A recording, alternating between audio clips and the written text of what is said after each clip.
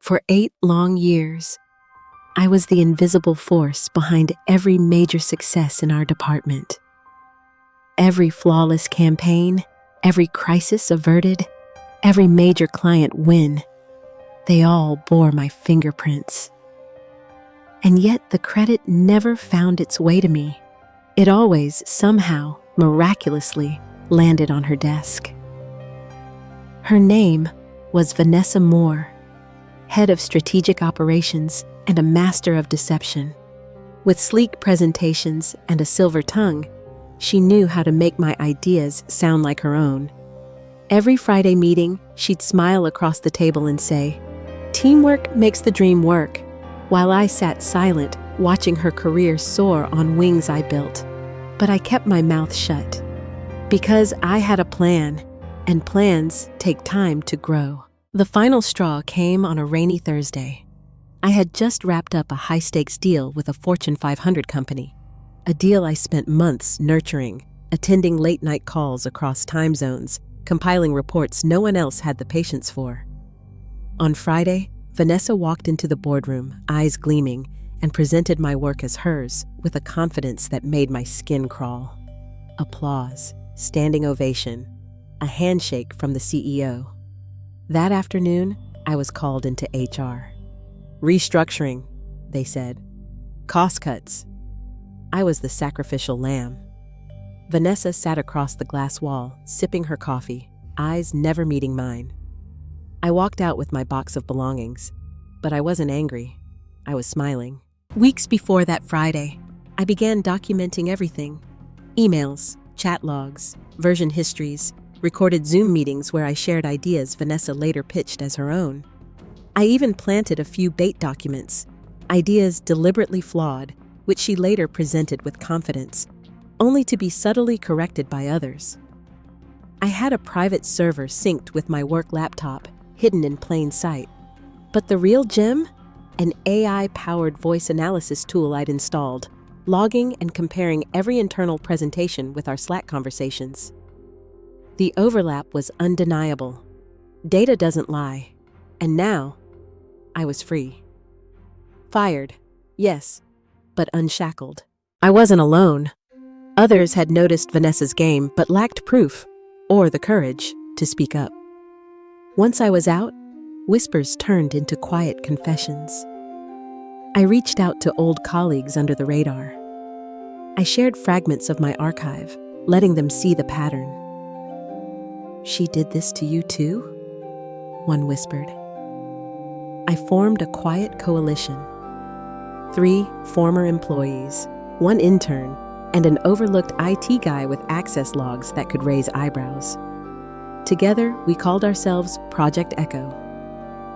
We weren't going public yet, but we were watching and waiting because we knew something Vanessa didn't. Monday was coming. The first strike was subtle. An anonymous tip landed in the inbox of our company's legal department, accompanied by time-stamped evidence. Nothing overtly damning, just enough to trigger an internal review. Vanessa began to twitch. Her smiles were shorter. Her voice, once commanding, now cracked slightly during meetings. She held closed-door calls with legal. I watched it unfold from a distance, sipping coffee at a quiet cafe across town, logging into the dummy accounts we'd set up to monitor internal rumblings. Then came the email from the CEO's office. "All department heads, report Monday 9 a.m. sharp. Mandatory." She had no idea what was coming. Friday night, I sent the final piece, a compressed file named reflection.zip.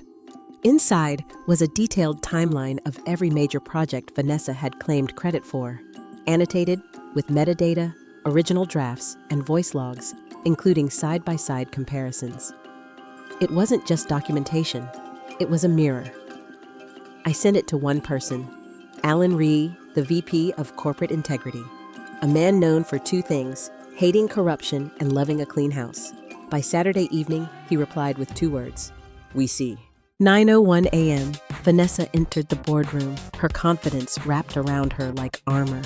She didn't notice the subtle tension in the room or the way legal sat a little too straight. Alan Rehe stood at the head of the table. "Before we begin," he said, "I'd like to play a short clip." It was my voice. A recorded meeting, Vanessa parroting it word for word a week later in a town hall. The silence that followed was suffocating. He played another and another. Then came the emails, side by side on the screen. Vanessa's face went pale. "I didn't know. Someone must have shared it with me. This isn't what it looks like." She scrambled, pointing fingers, stammering, sweating. The room was still. No one moved to defend her. The HR director stood up and placed a letter on the table. Termination. Effective immediately. She looked around, seeking sympathy, finding only cold eyes. She had stolen credit for nearly a decade, and now the weight of her lies crushed down on her all at once. She left the room in silence. But it wasn't over. You see, I didn't just want revenge. I wanted justice and something more. When I was fired, I reviewed my contract. Buried deep in the legal jargon was a clause. In the event of termination without cause, the company shall honor intellectual property claims if proven original. I filed the claim a week ago. Now, with Vanessa gone and the data proving my authorship, the company owed me retroactive royalties for 8 years of innovations. Campaigns I had built, processes I had created, clients I had landed. The check they cut me was 6 figures, and counting. But here's the real twist. I didn't take the money. Instead, I used it to launch my own firm. I hired the people Vanessa had trampled over, brilliant minds who just needed one shot. We named the company Shadow and Flame because sometimes you have to rise from the shadows and set fire to the lies. Our first major client? That Fortune 500 company Vanessa stole from me. They dropped the old firm and signed with us. Monday didn't just end her career, it ignited mine.